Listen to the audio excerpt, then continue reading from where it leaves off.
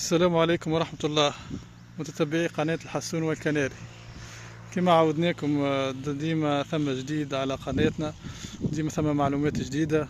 واليوم حبيت نبارطاجي معاكم ونشارككم معناتها نبتة الشوك، البوك كما سموها في تونس، ولا القميح، منعرفش شنو يسموها في بقية البلدان والولايات. العام اللي فات برشا سألوني على النبتة، معناتها وين نجمو نلقوها ولا كيفاش الشكل متاعها، كيف تكون في الطبيعة.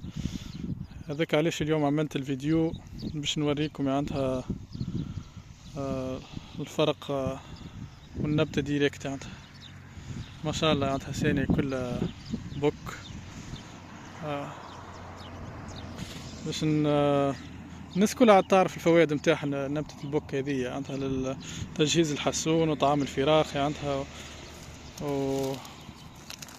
وتطهير الكبد من السموم، وبرشا عندها برشا منافع زادة حتى للإنسان مش كان للحيوان. وهذه هاني ديجا باش نوريكم معناتها الفرق. هنيه اللي تنحوا هذيك اللي تبدا عامله البيوضيه، معناتها مشهبه، هذيك تنجم فيها الزراعة، تنجم تعطيها للمقنين.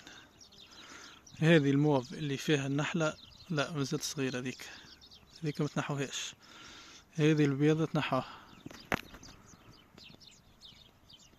اللي فيها النحلة لا. وان شاء الله الكل تكون معناتها افدت الجميع.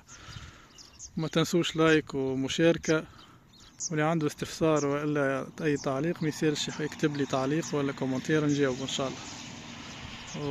والسلام عليكم ورحمة الله.